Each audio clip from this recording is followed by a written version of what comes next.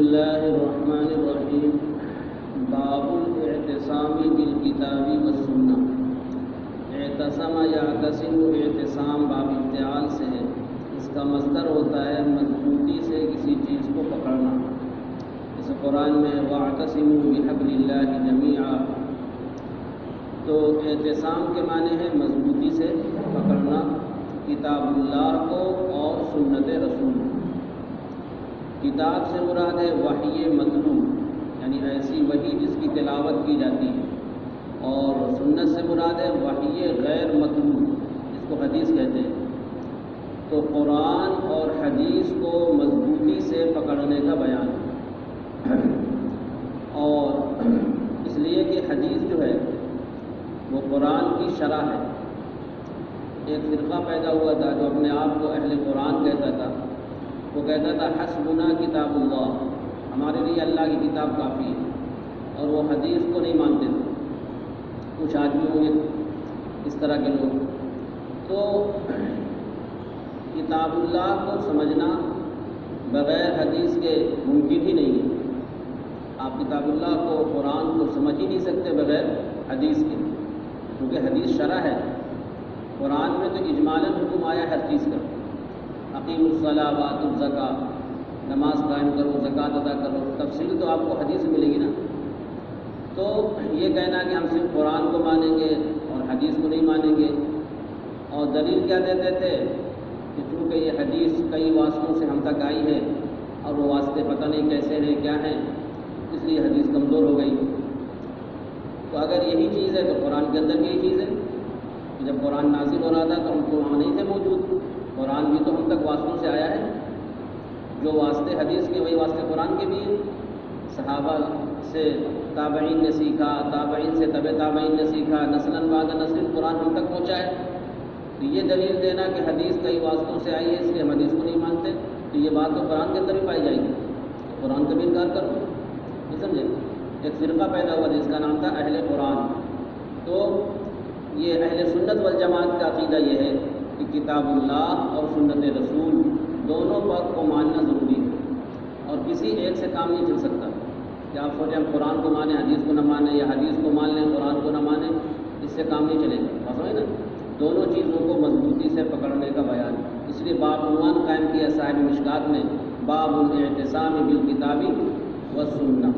کتاب اللہ بھی ضروری ہے اور سنت رسول بھی ضروری ہے۔ الفصل الاول عن عائشہ رضی اللہ عنہا قالت قال رسول اللہ صلی اللہ علیہ وسلم، حضرت عائشہ رضی اللہ عنہا سے مروی ہے، انہوں نے فرمایا اللہ کے رسول صلی اللہ علیہ وسلم نے ارشاد فرمایا، من احدث فی امرنا ھذا ما لیس منہ فہو رد، جس شخص نے ہمارے اس دین میں ایسی چیز کی ابتدا کی جو اس میں سے نہیں ہے، یعنی دین اسلام میں سے، فہو رد، تو وہ مردود ہے۔ اس کو کہتے ہیں بدعت۔ اور بدعت کا مطلب ہوتا ہے کوئی ایسی چیز کہ جس کا وجود نہ صحابہ کے دور میں رہا ہو، نہ تابعین کے دور میں رہا ہو، نہ تبع تابعین کے دور میں رہا ہو، ایسی چیز کو بدعت کہیں گے۔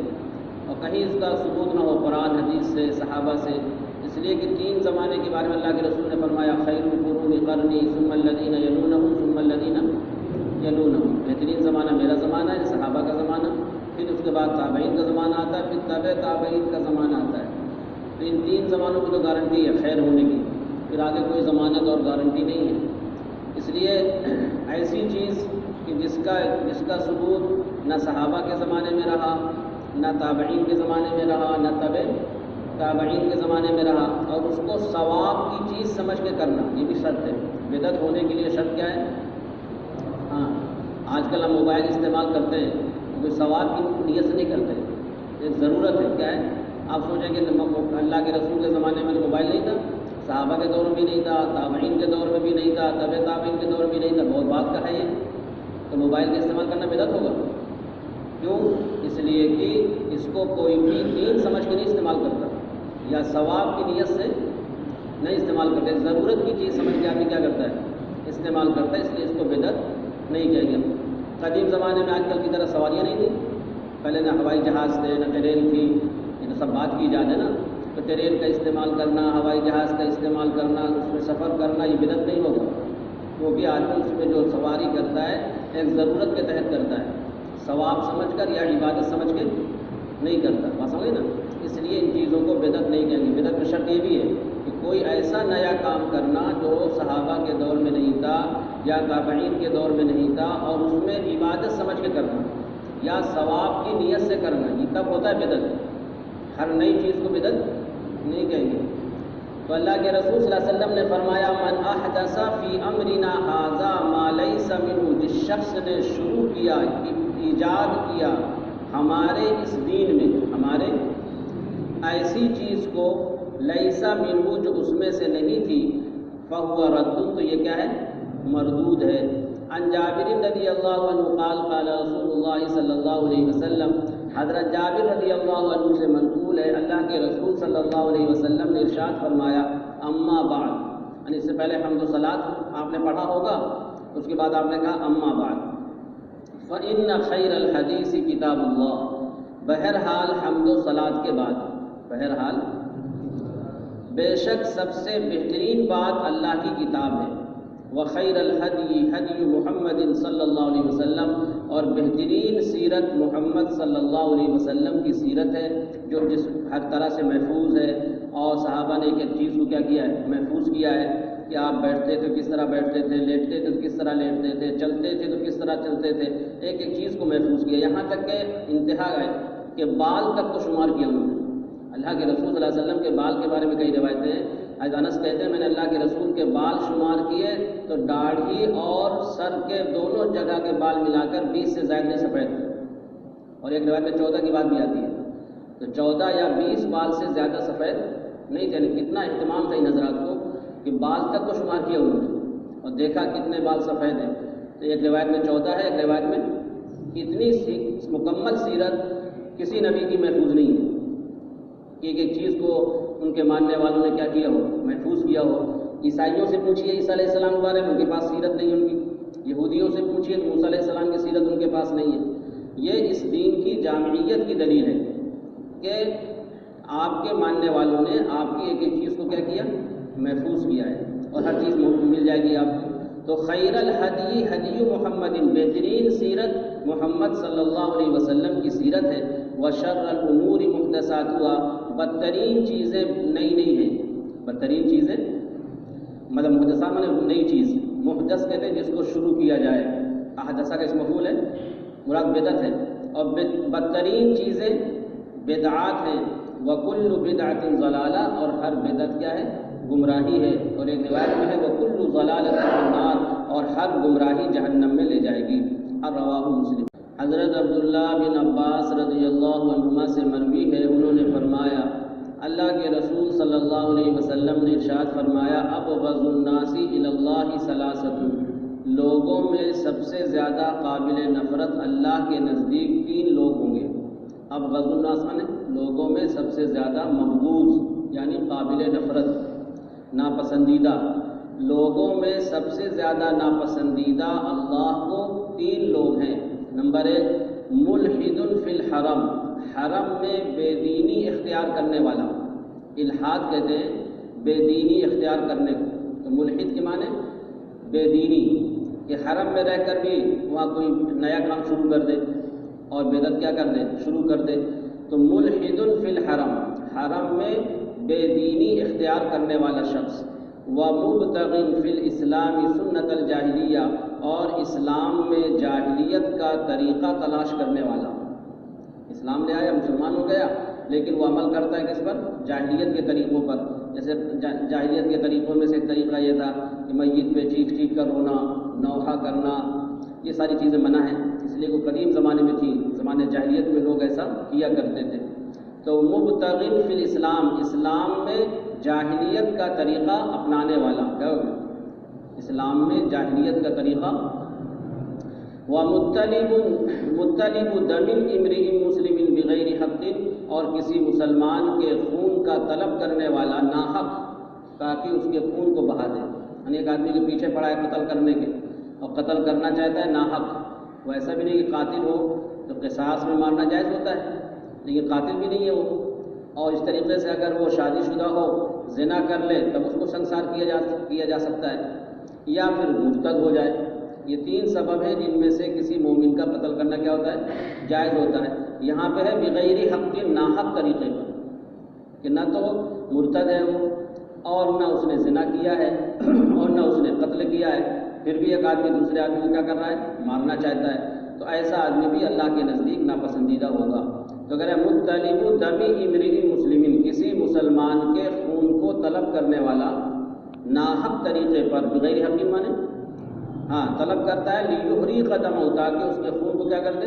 بہا دے، قتل کر دے. عن ابی ہریرہ رضی اللہ عنہ قال قال رسول اللہ صلی اللہ علیہ وسلم کل امتی يدخلون الجنۃ الا من ابا. حضرت ابو ہریرہ رضی اللہ عنہ سے منقول ہے، اللہ کے رسول صلی اللہ علیہ وسلم نے ارشاد فرمایا میری پوری امت جنت میں داخل ہوگی میری پوری امت جنت میں داخل ہوگی مگر وہ شخص جس نے انکار کر دیا. جس نے قیل عرض کیا گیا ومن ابا، من ابا کا کیا مطلب ہے؟ آپ نے فرمایا تھا نا من ابا، تو آپ نے فرمایا من اطاعنی دخل الجنہ، جس شخص نے میری بات مانی وہ جنت میں داخل ہوگا، اور جس نے میری نافرمانی کی گویا کہ اس نے انکار کیا. یہاں پہ نافرمانی سے مراد یہ ہے، نیچے لکھا بھی ہے کہ امتنع عن قبول ما جئت به، اس چیز کے قبول کرنے سے رک گیا جس کو میں لے کر آیا ہوں. یہ مطلب ابا کا، یعنی مطلب یہ کہ امت تو پوری ہے نا، آپ کی ساری انسانیت آپ کی امت ہے، امت دعوت ہے. تو گویا کہ آپ کے کہنے کا مقصد یہ ہے کہ میری پوری امت، یعنی امت دعوت جو ہے وہ جنت میں جائے گی. پھر آپ نے مستثنیٰ کیا مگر وہ جو انکار کر دے. انکار کرنے کا مطلب یہ ہے کہ جو کلمہ پڑھنے سے انکار کر دے، سمجھے نا. تو اب جو ہے جو مانے گا بات وہ گویا کہ امت اجابت ہے. امت اجابت جس نے آپ کی دعوت کو قبول کیا اور آپ کی دعوت پہ لبیک کہا. تو اب استثناء ہو گیا کہ وہ لوگ جنت میں جائیں گے جنہوں نے کلمہ توحید کو مانا اور آپ کی لائی ہوئی شریعت کو مانا، ایمان لائے. تو فرمایا میری پوری امت یعنی پوری انسانیت ہوئے کہ جنت میں داخل ہوگی. یہ مستثنیٰ منہ ہے، آگے مستثنیٰ ہے الا من ابا، مگر جیسے ہے نا ان الانسان لفی خسر الا الذین آمنوا، پہلے کہا گیا تمام انسان خسارے میں، پھر آگے استثناء کیا گیا مگر یہ ایسے لوگ خسارے میں نہیں. ایسے یہاں پر بھی ہے کہ میری پوری امت جنت میں داخل ہوگی مگر وہ جس نے انکار کیا. تو پوچھا گیا ومن ابا، ومن ابا کا کیا مطلب ہے؟ تو آپ نے فرمایا من اطاعنی، جس نے میرا کہنا مانا یعنی میری لائی ہوئی شریعت کو مانا. یہ امت اجابت ہو جائے گی. پھر تو دخل الجنہ، یہ جنت میں داخل ہوگا. اور جس نے میری نافرمانی کی یعنی میری لائی ہوئی شریعت کو نہیں مانا، قرآن کو نہیں مانا، فقد ابا، گویا جس نے کیا کیا؟ انکار کر دیا. رواہ البخاری. عن جابر رضی اللہ عنہ قال جاءت ملائکۃ الی النبی صلی اللہ علیہ وسلم وهو نائم. حضرت جابر رضی اللہ عنہ سے منقول ہے، انہوں نے فرمایا کہ کچھ فرشتے آئے اللہ کے رسول صلی اللہ علیہ وسلم کے پاس اس حال میں کہ آپ سو رہے تھے.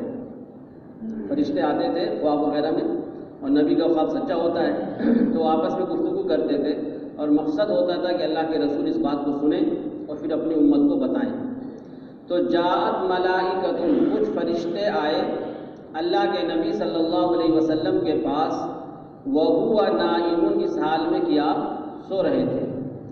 فقالوا، تو ان لوگوں نے کہا، یعنی آپس میں بات چیت کر رہے ہیں فرشتے، ان لصاحبکم ھذا مثلا فاضربوا له مثلا، تمہارے اس ساتھی کی ایک مثال ہے.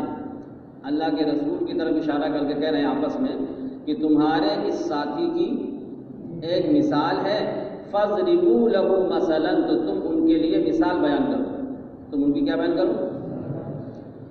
قال بعضهم، تو ان میں سے ایک فرشتے نے کہا انه نائم، یہ تو سو رہے ہیں، اور سونے والا سنتا نہیں ہے تو فائدہ نہیں ہوگا، بیان کرنے سے کیا فائدہ ہوگا؟ تو ایک فرشتے نے کہا کہ انه نائم، یہ تو. وقال بعضهم، اور دوسرے فرشتے نے کہا ان العین نائمۃ والقلب یقظان، آنکھ سو رہی ہے دل بیدار ہے. اسی لیے آپ نے خود فرمایا کہ میری آنکھیں سوتی ہیں اور دل بیدار رہتا ہے. اسی لیے آپ کا سونا ناقض وضو نہیں تھا. آپ سو جاتے تھے، خراٹے لینے لگتے تھے، اور حضرت بلال آتے تھے، کہتے تھے اب نماز کا وقت ہو گیا تو آپ تشریف لے جاتے تھے، وضو نہیں کرتے تھے. حالانکہ ہم لوگ سو جائیں تو کیا ہو جائے گا؟ وضو ٹوٹ جائے گا. کیونکہ ہم لوگوں کا سونا ایسا ہوتا ہے کہ دل پر غفلت طاری ہو جاتی ہے، اور اللہ کے رسول جو سوتے تھے تو صرف آنکھ سوتی تھی اور دل کیا رہتا تھا؟ بیدار رہتا تھا، تو ایک طرح سے غفلت طاری نہیں ہوتی تھی۔ تو اصل جو ہے سونا ناقص نہیں ہے، اصل چیز تو ہے ریح کے خارج ہونے کا امکان ہوتا ہے، یہ ہے بنیاد۔ اور سونے میں پتہ نہیں چلتا کہ ریح خارج ہوئی کہ نہیں ہوئی، تو اسی کو بنا دیا گیا سبب کہ سونا ناقص وضو ہے۔ تو حقیقت میں سونا ناقص وضو نہیں ہے، بلکہ آدمی جب سوتا ہے تو استراحت مفاصلہ کا لفظ ہے، اس کے جوڑ ڈھیلے پڑ جاتے ہیں، اور جب جوڑ ڈھیلے ہو جاتے ہیں تو ریح خارج ہوئی کہ نہیں ہوئی پتہ نہیں چلتا۔ تو اس لیے فقہا نے کہا کہ سونے ہی کو دلیل بنائیں۔ کیا بنائیں؟ کہ اگر آدمی ٹیک لگا کے سو جائے یا اس طرح سو جائے کہ ٹیک ہٹا دی جائے تو گر جائے تو وضو کیا ہو جاتا ہے؟ ٹوٹ جاتا ہے۔ تو اللہ کے رسول صلی اللہ علیہ وسلم پر اس طرح غفلت طاری نہیں ہوتی تھی، اس لیے آپ کا سونا ناقض وضو نہیں تھا۔ تو فرشتہ بھی کہہ رہا ہے دیکھو ان العین نائمۃ، آنکھ سو رہی ہے اور دل بیدار ہے۔ فقالوا، تو ان لوگوں نے کہا، آپس میں بات چیت کر رہے ہیں، مثلہ کا مثل رجل، ان کی مثال اس شخص کی طرح ہے، ان کی مثال کہ بنا دارن، جس نے گھر بنوایا، وجعل فیہا مأدبۃ، اور اس نے اس میں دعوت رکھی۔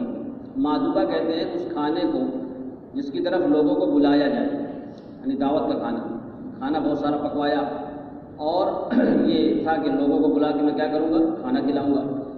اور مأدبہ کا اطلاق کبھی کبھی دسترخوان وغیرہ پر بھی ہو جاتا ہے، لیکن مأدبہ کا اصل معنی ہے وہ کھانا جس کی طرف لوگوں کو بلایا جائے۔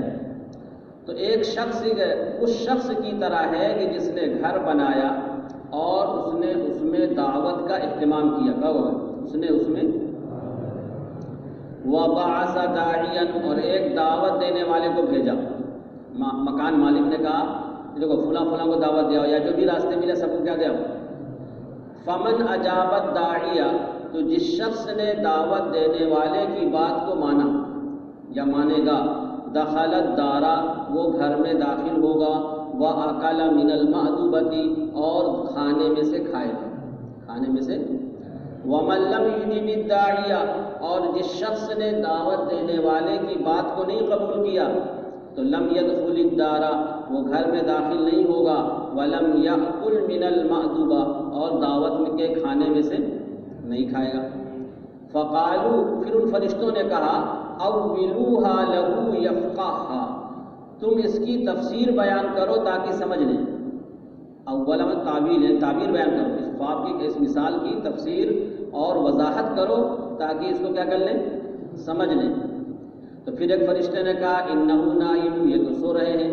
وقال بعضهم، دوسرے نے کہا ان العین نائمۃ والقلب یقظان، آنکھ سو رہی ہے اور دل بیدار ہے۔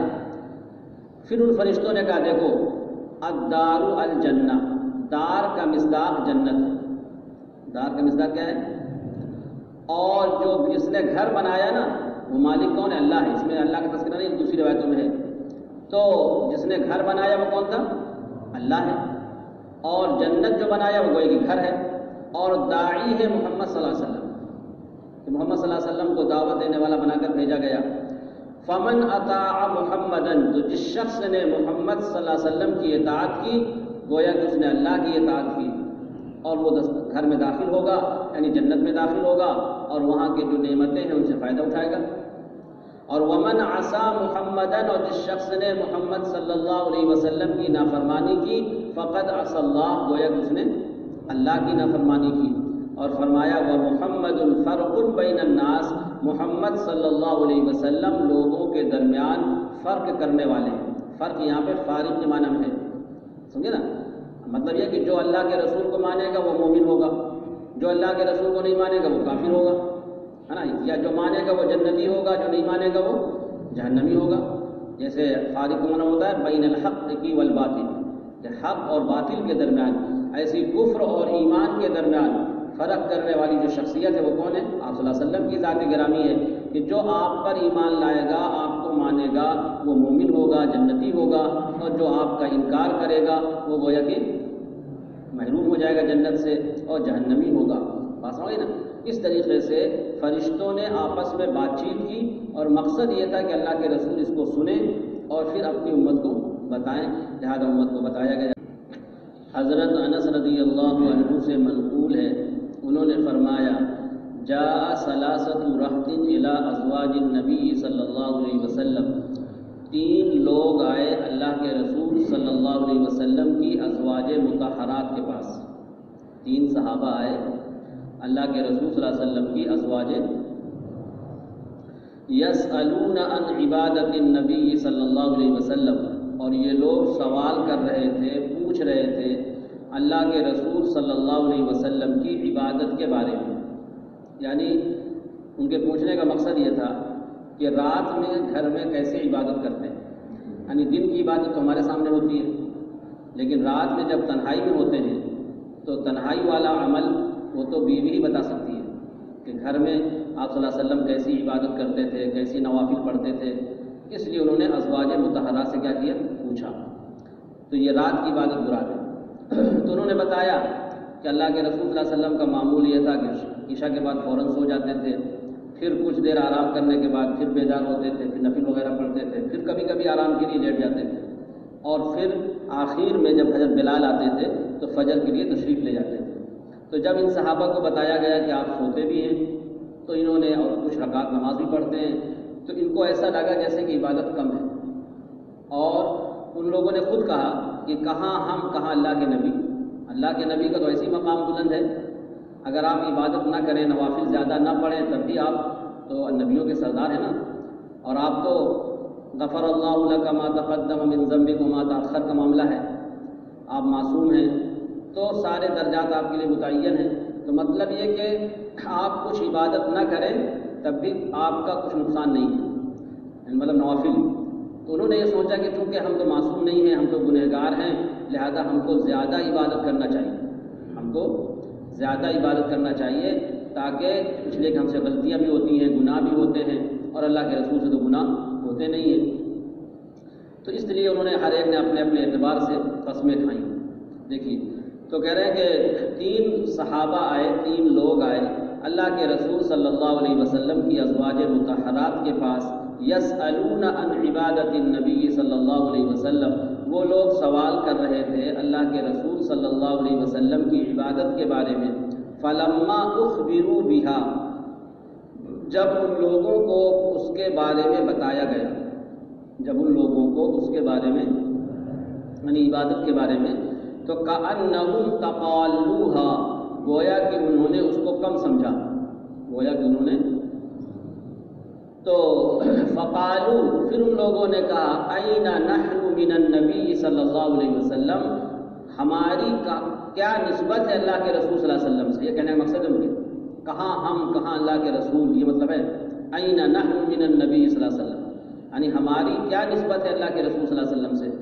اللہ کے رسول تو معصوم ہیں، نبیوں کے سردار ہیں، ساری فضیلتیں آپ کو حاصل ہیں، تو اگر آپ نوافل کم بھی پڑھیں تب بھی آپ کے لیے کوئی نقصان دہ نہیں ہے، اور ہم کو تو زائد سے زائد عبادت کرنا چاہیے، یہ سمجھا انہوں نے اپنے قیاس سے۔ تو کہہ رہے ہیں انہوں نے کہا کہاں ہم اور کہاں اللہ کے رسول صلی اللہ علیہ وسلم، کہتے ہیں جیسے زمین آسمان کا فرق ہے، کوئی نسبت نہیں ہے۔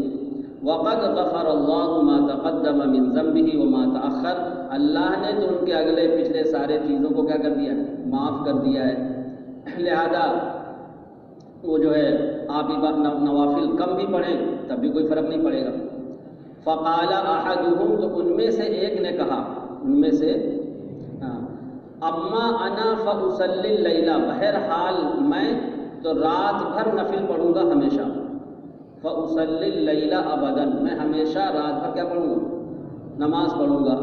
وقال الاخر، دوسرے نے کہا انا اصوم النہار ابدا ولا افطر، میں دن میں ہمیشہ روزہ رکھوں گا اور کبھی روزہ نہیں چھوڑوں گا۔ افطار مطلب یہ ہے کہ بغیر روزے کبھی نہیں رہوں گا، افطار مطلب نہیں کہ افطار نہ کروں گا، افطار کریں گے مغرب بعد، لیکن مطلب اگلے دن پھر روزہ رکھوں گا، کبھی ناغہ نہیں کروں گا، یہ مطلب ہے اس کا۔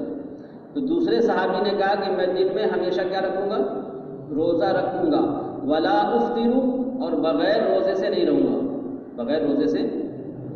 وقال الاخر، تیسرے نے کہا انا اعتزل النساء، میں عورتوں سے علیحدہ رہوں گا، فلا اتزوج ابدا، کبھی شادی نہیں کروں گا، جھمیلا ہوتا ہے، بیوی بچے ہوں گے، ان کے جو ہے چکر میں جو ہے عبادت نہیں ہو پائے گی، تو انہوں نے کہا شادی ہی نہیں کروں گا۔ تو انہوں نے کیا کہا؟ میں عورتوں سے الگ تھلگ ہو جاؤں گا اور میں کبھی شادی نہیں کروں گا۔ اللہ کے رسول صلی اللہ علیہ وسلم تک یہ بات پہنچ گئی کہ ان لوگوں نے ایسا ایسا کہا ہے، تو بلایا آپ نے۔ فجاء النبی صلی اللہ علیہ وسلم الیہم، تو اللہ کے نبی صلی اللہ علیہ وسلم ان کے پاس آئے اور فرمایا انتم الذین قلتم کذا و کذا، کیا تم ہی لوگ ہو جنہوں نے ایسی ایسی بات کہی ہے؟ ہم نے فرمایا انتم الذین، حمزہ استفہام محذوف ہے، انتم، کیا تم لوگ وہی ہو جس نے ایسی ایسی بات کہی ہے؟ تو انہوں نے کہا کہ ہاں اللہ کے رسول، ہم نے اقرار کیا انہوں نے کہ ہم نے کہا ہے۔ تو آپ نے فرمایا اما سنو، اما کی تنبیہ ہے، خبردار، واللہ انی لاخشاکم للہ واتقاکم لہ، خدا کی قسم میں تم میں سب سے زیادہ اللہ سے ڈرنے والا ہوں۔ نبی سے بڑھ کر کون ڈر سکتا ہے؟ تو فرمایا خدا کی قسم میں تم میں سب سے زیادہ اللہ سے، واتقاکم لہ، اور سب سے زیادہ تقوی والا ہوں۔ اس کے باوجود لاکنی اصوم و افطر، میں روزہ رکھتا ہوں اور روزہ نہیں بھی رکھتا، یعنی ایسا نہیں کہ پورے دن ہمیشہ میں کیا رکھوں، روزہ رکھوں، کچھ دن رکھتا ہوں کچھ دن چھوڑ دیتا ہوں۔ تو لاکنی اصوم و افطر، لیکن میں نفلی روزہ رکھتا ہوں اور کچھ دن نہیں بھی رکھتا۔ واصلی وارقد، میں رات میں نفل نماز پڑھتا ہوں اور سوتا بھی ہوں۔ سونا بھی ضروری ہے صحت کے لیے۔ آدمی کب تک جاگے گا؟ 1 مہینہ 2 مہینہ جاگ لے گا رات بھر، لیکن پھر دوسرے کام متاثر ہوں گے۔ اگر رات میں جاگے گا تو دن کے جو فرائض ہیں، جو ذمہ داریاں ہیں، وہ متاثر ہوں گی نہیں ہوں گی، دن میں آدمی سوئے گا۔ تو فرمایا واصلی وارقد، میں نماز پڑھتا ہوں اور سوتا بھی ہوں۔ واتزوج النساء، اور میں عورتوں سے نکاح بھی کرتا ہوں۔ فمن رغب عن سنتی فلیس منی، جس شخص نے میرے طریقے سے اعراض کیا اس کا تعلق مجھ سے نہیں ہے۔ بات ہوئی نا؟ تو مطلب یہ کہ ہر چیز کا بدن، آپ نے ایک روایت میں فرمایا نا کہ تمہارے جسم کا بھی تم پر حق ہے، تمہاری آنکھوں کا بھی تم پر حق ہے، تمہاری بیوی کا بھی تم پر حق ہے۔ ان تمام حقوق کو ادا کرتے ہوئے حقوق اللہ کو ادا کرنا چاہیے۔ ایسا نہیں کہ حقوق اللہ مثل مسلوح ہے کہ حقوق العباد پامال ہو جائیں، تو یہ اچھی چیز نہیں ہے۔ متفق علیہ۔ حضرت عائشہ رضی اللہ عنہا سے مروی ہے، انہوں نے فرمایا صنع رسول اللہ صلی اللہ علیہ وسلم شیئا، اللہ کے رسول صلی اللہ علیہ وسلم نے ایک عمل کیا، اللہ کے رسول صلی اللہ علیہ وسلم نے ایک چیز کیا، مطلب ایک فرخص فیہ، اور آپ نے اس میں اجازت دی۔ جیسے مثال کے طور پہ سفر اگر شرعی ہو، لمبا سفر ہو، تو اس میں اجازت ہے کہ آدمی روزہ نہ رکھے، روزہ رکھ لے گا تو یہ عزیمت ہے، اعلیٰ درجے کی بات ہے، اور روزہ چھوڑ دے تو کیا ہے، رخصت ہے۔ اور قدیم زمانے میں آج کل کی طرح آرام دہ سفر نہیں ہوتا تھا، اور اس زمانے میں جو سفر ہوتے تھے وہ جہاد ہی کے ہوتے تھے۔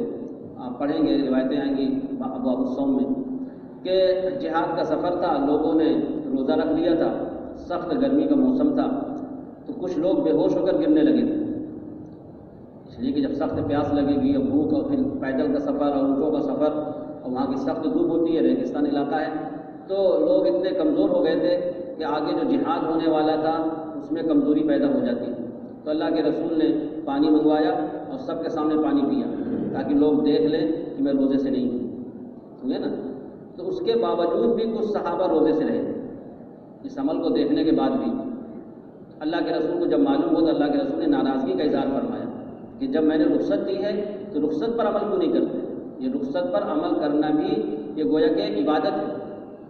اگر آدمی رخصت پر عمل نہ کرے تو اس سے اس لیے کہ عبادت کا مقصد ہے عاجزی ظاہر کرنا۔ عبادت کا کیا مقصد ہے؟ تو گویا کہ تم اکڑ دکھا رہے ہو کہ ہم بہت طاقتور ہیں اور ہم جو ہے کیا رکھ لیں گے، روزہ رکھ لیں گے، حالانکہ آگے جو مسئلہ آ رہا ہے جہاد کے لیے جانا ہے اور لمبا سفر ہے، تو ابھی تو روزہ رکھ لو گے لیکن کمزور ہو جاؤ گے، تو پھر آگے جو کام ہے، جو اصل مقصد ہے، وہ کیا ہو جائے گا، فوت ہو جائے گا۔ اس لیے آپ صلی اللہ علیہ وسلم نے اجازت دی تھی کہ سفر میں روزہ نہ رکھو۔ اگر سفر آرام دہ، جیسا کر کے سفر ہوتے ہیں آرام دہ ہوتے ہیں، تو بہتر یہی ہے کہ آدمی روزہ رکھ لے۔ لیکن یہ سفر جو تھا اللہ کے رسول کا، وہ قدیم زمانے کا سفر، پھر سخت گرمی کا موسم اور جہاد کا سفر تھا، کس کا تھا؟ اس لیے آپ صلی اللہ علیہ وسلم نے روزہ نہیں رکھا تھا، اور اس کے باوجود کچھ لوگوں نے روزہ رکھ لیا، تو آپ کو ناراضگی ہوئی، اور آپ نے فرمایا کہ دیکھو ایک چیز کو میں کرتا ہوں اور پھر بھی لوگ اس سے احتیاط کرتے ہیں، میں نے تو روزہ نہیں رکھا اور لوگ کیا رکھ رہے ہیں، روزہ رکھ رہے ہیں۔ تو اور فرمایا کہ دیکھو میں تم میں سب سے زیادہ اللہ کو جاننے والا ہوں، مجھ پر وحی آتی ہے، نبی سے زیادہ کون جانے گا اللہ کو، اور اللہ سے سب سے زیادہ ڈرنے والا ہوں، اس کے باوجود میں رخصت پر عمل کر رہا ہوں۔ کس پر عمل کر رہا ہوں؟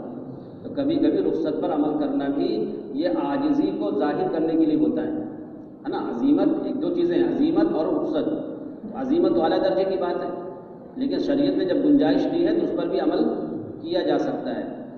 حضرت عائشہ رضی اللہ عنہا سے مروی ہے، انہوں نے فرمایا صنع رسول اللہ صلی اللہ علیہ وسلم شیئا، اللہ کے رسول صلی اللہ علیہ وسلم نے ایک عمل کیا، اللہ کے رسول صلی اللہ علیہ وسلم نے فرخص فی، اور آپ نے اس میں رخصت دے دی، اجازت دے دی۔ فتنزہ عنہ قوم، تو کچھ لوگوں نے احتیاط برتی، کچھ لوگوں نے یعنی انہوں نے رخصت کو نہیں اپنایا بلکہ عزیمت پر ہی عمل کرتے رہے۔ فبلغ ذلك رسول اللہ صلی اللہ علیہ وسلم، یہ خبر پہنچی اللہ کے رسول صلی اللہ علیہ وسلم کو۔ فخطب، تو آپ نے خطبہ دیا۔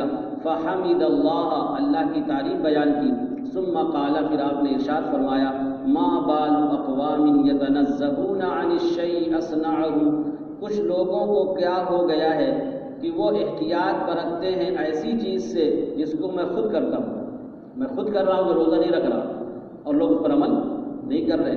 تو ما بال اقوام، کچھ لوگوں کو کیا ہو گیا ہے کہ وہ ایسی چیز سے بچتے ہیں جن کو میں خود کرتا ہوں۔ پھر فرمایا فواللہ انی لأعلمهم باللہ، خدا کی قسم میں لوگوں میں سب سے زیادہ اللہ کو جاننے والا ہوں، واشدہم لہ خشیۃ، اور لوگوں میں سب سے زیادہ اللہ سے ڈرنے والا ہوں۔ عن رافع بن خدیج رضی اللہ عنہ قال قدم نبی اللہ صلی اللہ علیہ وسلم المدینہ، حضرت رافع بن خدیج رضی اللہ عنہ سے منقول ہے، انہوں نے فرمایا اللہ کے نبی صلی اللہ علیہ وسلم تشریف لائے مدینہ منورہ، یعنی ہجرت کر کے۔ وَهُمْ يُؤَبِّرُونَ النَّخْلَ، اور مدینہ والے کھجور کے درختوں میں پیوند کاری کیا کرتے تھے۔ ابرا یؤبرو تعبیر کے معنی ہوتے ہیں، ایک خاص عمل ہوتا ہے۔ کھجور کے درختوں میں ایک درخت نر ہوتا ہے اور کچھ مادہ ہوتے ہیں، جیسے کہ پپیتا وغیرہ بھی جو لوگ جانتے ہیں، ماہر ہوتے ہیں، وہ پہچان لیتے ہیں کون درخت نر ہے اور کون کیا ہے، مادہ ہے۔ تو جو نر درخت کا پھول جو نکلتا تھا اس کو مادہ درخت کے اندر ڈالا جاتا تھا، جو بھی انداز ان کا طریقہ ہو، تو اس سے پھل بہت اچھے ہوتے تھے۔ تو جب اللہ کے رسول آئے ہجرت کر کے اور مدینہ والوں کو دیکھا کہ اس طرح پیوند کاری کر رہے ہیں کہ اس کا پھول اس میں لگا رہے ہیں، تو اللہ کے رسول نے منع کر دیا۔ اللہ کے رسول نے سوچا کہ ہو سکتا ہے کوئی زمانے جاہلیت کا طریقہ ہو یہ، تو اتفاق سے اس سال جو ہے پھل کم پیدا ہوئے۔ تو اللہ کے رسول کے پاس جب اطلاع ملی کہ اس سال تو پھل بہت کم پیدا ہوئے، تو اللہ کے رسول نے فرمایا دیکھو جب میں دین کا کوئی معاملہ بتاؤں، دین کے بارے میں حکم دوں تو اس کو لے لیا کروں، اور دنیا کی کوئی بات بتاؤں تو چونکہ دنیاوی جو معاملات ہوتے ہیں وہ تجربے پر ہوتے ہیں، یہ تجربہ ہی تو ہے لوگوں کا کہ پیوند کاری ہوگی تو پھل اچھے آئیں گے، پیوند کاری نہیں ہوگی تو پھل اچھے نہیں ہوں گے۔ تو آپ نے فرمایا، واضح فرمایا کہ دیکھو دنیا کے بارے میں کوئی چیز بتاؤں نا میں، تو اب تمہارا کو اختیار ہے، میں ایک انسان ہوں، مجھ سے بھی غلطی ہو سکتی ہے۔ تو آپ نے واضح فرمایا کہ دیکھو شریعت کا کوئی معاملہ ہو اور دین کی کوئی بات ہو تو اس پر تو عمل کرنا ضروری ہے، اور دنیا کی کوئی بات بتاؤں تو اس پر عمل کرنا ضروری نہیں ہے، چونکہ وہ اپنا تجربہ ہوتا ہے، اجتہاد ہوتا ہے، ٹھیک ہے نا۔ تو چونکہ آخرت کی جو بات ہوگی، دین کی جو بات ہوگی اس کی بنیاد وحی پر ہوتی ہے، کس پر ہوتی ہے؟ اور یہ چیزیں جو آپ نے رائے دی یا اس طرح کی باتیں کہی کہ پیوند کاری نہ کرو، اس کا وحی سے کوئی تعلق نہیں تھا، اور جو چیز وحی کے ساتھ آئے گی، اللہ کی طرف سے آئے گی، اس میں خطا کا امکان نہیں ہوتا، اور اپنی رائے اگر ہوگی تو اس میں خطا کا کیا ہوتا ہے، امکان ہوتا ہے۔ اس لیے آپ نے فرمایا تھا کہ دیکھو دنیاوی جو چیزیں ہیں وہ تجربے کی بنیاد پر ہوتی ہیں، جو لوگ اس کام میں لگے رہتے ہیں ان کو تجربہ ہو جاتا ہے کہ کس طرح کریں گے تو پیداوار زیادہ ہوگی، کس طرح نہیں کریں گے۔ جو جانور پالتے ہیں ان کو جانوروں کے بارے میں معلوم ہے، جو کاشتکاری کرتے ہیں ان کو کھیتی کے بارے میں کیا ہے، معلومات ہے۔ تو اس لیے آپ نے پہلے تو منع کر دیا تھا، لیکن بعد میں آپ نے اس کی اجازت دے دی تھی۔ تو اللہ کے رسول صلی اللہ علیہ وسلم جب مدینہ منورہ آئے اس حال میں کہ وہ کھجور کے درختوں میں پیوند کاری کرتے تھے، کیا کرتے تھے، کھجور کے درختوں میں۔ فقال، تو آپ نے فرمایا ما تصنعون، یہ تم لوگ کیا کرتے ہو، یہ تم لوگ؟ تو قالوا، ان لوگوں نے کہا کنا نصنعہ، ہم لوگ اس کو کرتے ہیں، کرتے تھے۔ تو آپ نے فرمایا لعلکم لو لم تفعلوا کان خیرا، شاید کہ اگر تم نہ کرو تو بہتر ہوگا، آپ اس طرح فرمائیں کہ اگر نہ کرو اس عمل کو تو کیا ہوگا، اور آپ نے اس لیے فرمایا تھا کہ ہو سکتا ہے کہ زمانے جاہلیت کی کوئی رسم ہو، اس لیے آپ نے چھوڑنے کے لیے کہا۔ فَتَرَكُوهُ تو صحابہ نے چھوڑ دیا۔ فَنَقَصَتْ تو پھل کم ہو گئے، فَنَقَصَتْ مانے پھل کم ہو گئے۔ قال راوی کہتے ہیں فَذَكَرُوا ذَلِكَ لَهُ، لوگوں نے اس کا تذکرہ کیا اللہ کے رسول صلی اللہ علیہ وسلم سے، تو آپ نے فرمایا انما انا بشر، میں ایک انسان ہوں۔ یہ کہنے کا مقصد کیا ہے کہ انسان سے خطا ہو سکتی ہے۔ میں ایک انسان ہوں، اذا امرتکم بشیء من امر دینکم، جب میں تم کو کوئی چیز کا حکم دوں تمہارے دین کے معاملے میں، جب میں تم کو حکم دوں کسی چیز کا تمہارے دین کے معاملے میں سے، فخذوا بہ تو تم اس کو لے لیا کرو، اس پر عمل کرنا ضروری ہے۔ وَإِذَا أَمَرْتُكُمْ بِشَيْءٍ مِّن رَأْيٍ، اور جب میں تم کو حکم دوں کسی چیز کا اپنی رائے سے، اپنے اجتہاد سے، تو فَإِنَّمَا أَنَا بَشَرٌ، تو میں ایک انسان ہی ہوں۔ یہ بار بار اس لیے کہہ رہے ہیں کہ انسان ہوں، انسان سے خطا ہو سکتی ہے، بھول ہو سکتی ہے، اس لیے دنیاوی معاملات میں تم اپنے تجربے کی بنیاد پر ہی کیا کرو، عمل کرو، اور میری رائے ہے یہ، اور رائے کا قبول کرنا کوئی ضروری نہیں ہوتا۔ جیسے بریرہ سے آپ نے کہا تھا نا کہ رجوع کر لو، جب ان کے شوہر آزاد کر دیے گئے تھے حضرت مغیث، انہوں نے پوچھا تھا کہ اللہ کے رسول یہ آپ کا حکم ہے کہ آپ کی رائے ہے؟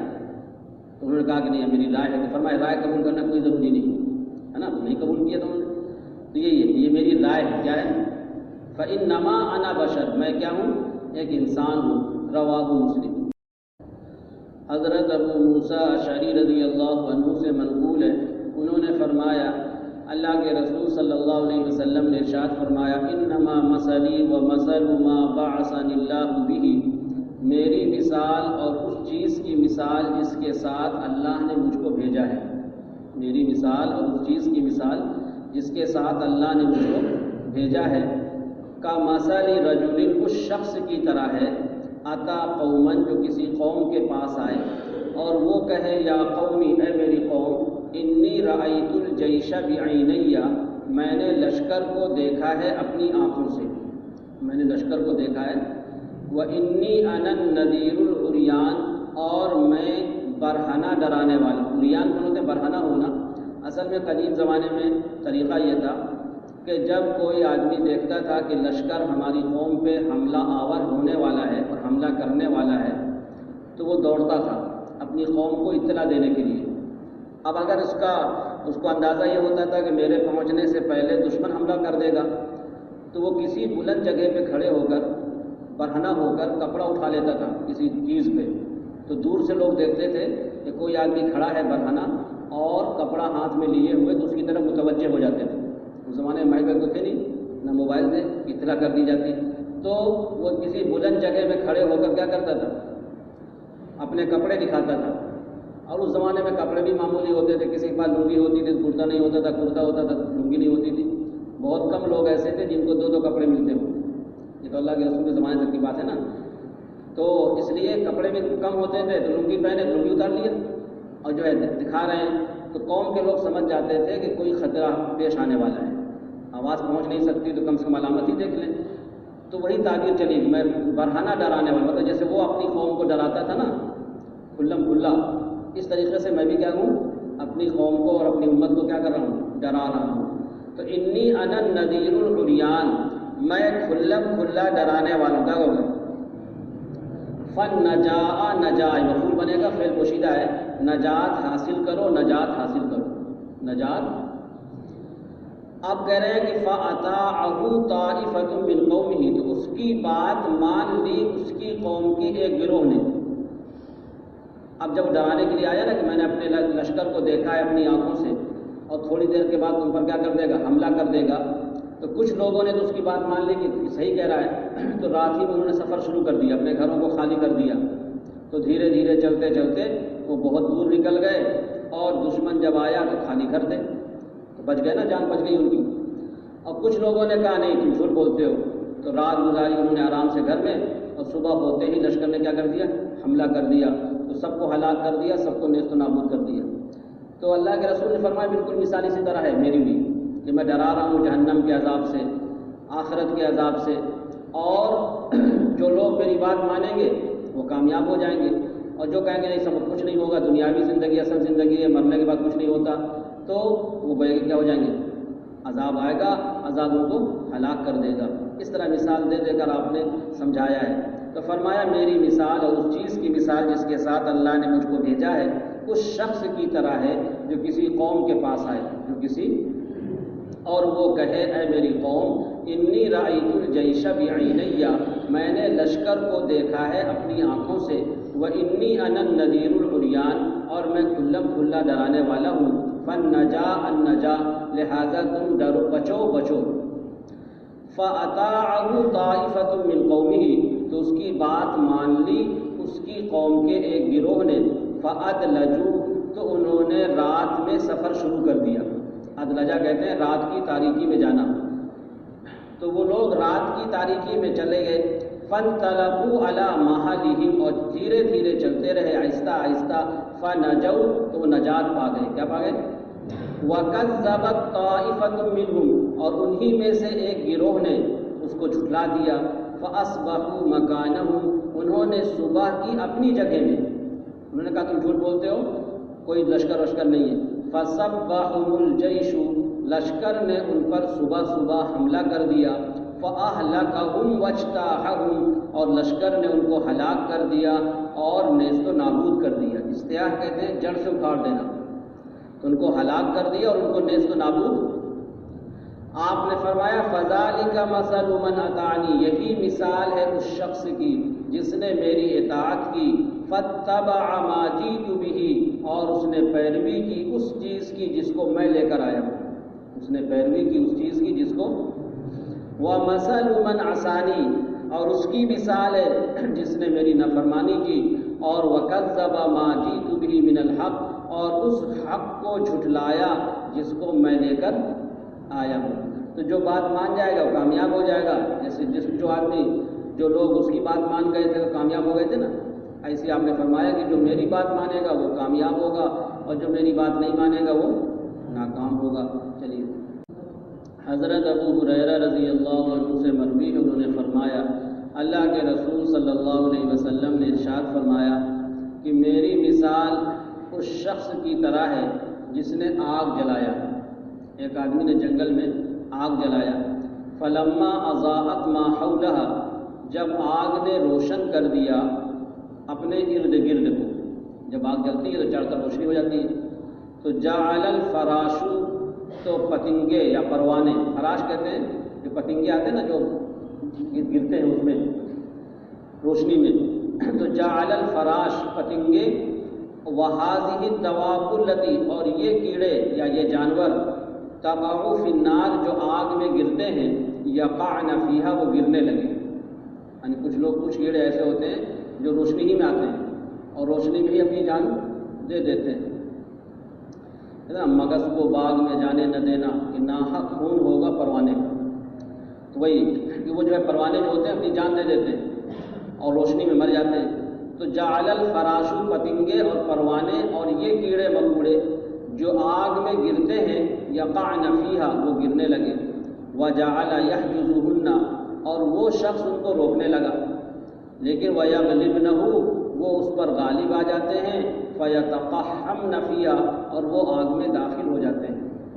تو فرمایا فانا آخذ بحجزکم عن النار، میں بھی تم لوگوں کی کمر پکڑ پکڑ کر آگ سے بچا رہا ہوں، وانتم تقحمون فیہا، اور تم لوگ آگ میں داخل ہو رہے ہو۔